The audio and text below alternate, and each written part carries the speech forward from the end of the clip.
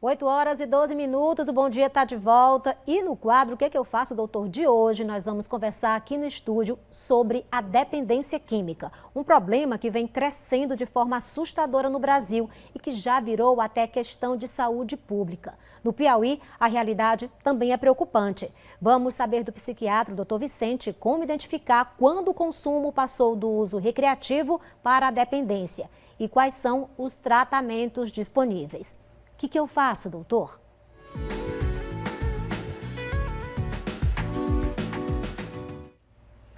Doutor Vicente, seja muito bem-vindo. Obrigado, bom dia, Ângela, bom dia a todos. Nós estamos falando de dependência química, nós estamos falando de uma doença. É uma doença curável, incurável, e quando é que ela deixa de ser algo recreativo e passa de fato a ser uma dependência? Estamos diante de um grave problema de saúde pública. A droga, ela destrói lares, famílias, destrói sonhos, tá? E aí, Ângela, é um problema que o quê? Hoje eu vou falar aqui algo que eu sempre falo para os meus alunos, para os meus pacientes, e que isso tem uma relação com o sucesso terapêutico. Por que é que muita gente começa a fazer tratamento para a dependência química? Às vezes fica até vários meses internados e de repente teve uma recaída. O que é que acontece?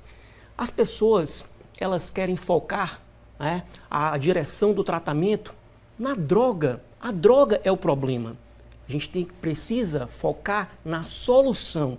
E a pessoa que começou a fazer uso de uma determinada substância, por que tem gente que começa a fazer uso e não se torna dependente? Por que tem gente que começa a fazer uso e se torna dependente? Porque exatamente ela está tentando, com a droga, compensar algo. Então, ou seja, é um sono que está irregular, é um humor que está muito irritável, né? Ela não consegue ficar próximo de outras pessoas, ela não consegue ter energia para trabalhar, né? Ou seja, ela tem ali o seu dia a dia prejudicado. Então ela vai usar uma substância para tentar compensar, só que é uma falsa compensação.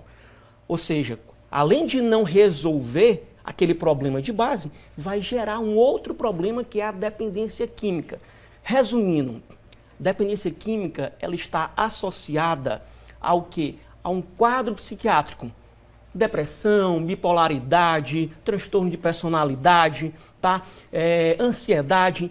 Ou seja, a gente precisa tratar aquele quadro de base. Nada adianta se a gente focar apenas na droga e esquecer ali o que é que está por trás daquele quadro de dependência química. A gente fala então de uma doença, e uma doença que para alguns casos tem cura ou não. E por onde passa o tratamento, além desse acompanhamento psicológico? Tem cura sim, exatamente a partir do momento que a pessoa começa a iniciar um tratamento. E é importante que esse tratamento ele seja o quê? Com equipe multidisciplinar, tá? Inicialmente a gente tenta um tratamento a nível ambulatorial, né? Que envolve psiquiatra, psicólogo, né? Mudança no seu estilo de vida, né? E quando aquele caso ele está realmente muito grave, onde a pessoa sofre ali várias crises de abstinência, que ela não consegue, né, conter ali aquela situação, ela tem aquela fissura. O que é a fissura? Aquele desejo ali alto de usar aquela substância para tentar relaxar, para tentar chegar àquele seu estado inicial. Então, a partir do momento que ela passa por esse tratamento, e nesses casos onde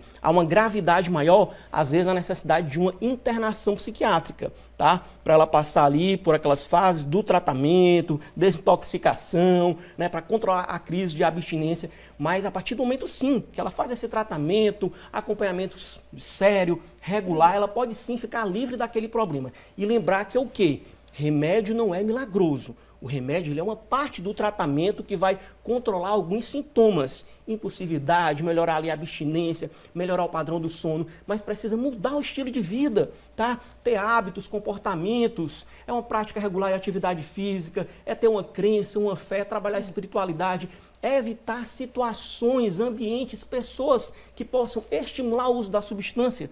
Então tem que ter toda uma mudança no estilo de vida. E lembrar o que? A família é muito importante, Ângela. O apoio emocional é fundamental. Muitas vezes a gente vê aquela pessoa ali como algo, está está fazendo isso porque quer, está dando né? trabalho. Está dando trabalho, é falta de fé, falta do que fazer, quando na realidade é uma pessoa comprometida, que ali está comprometida mentalmente, fisicamente, espiritualmente, precisa de um apoio, precisa de um auxílio, e é com empatia, com amor, sem julgamento, que a gente consegue ajudar sim essa pessoa e ela consegue sim ser curado.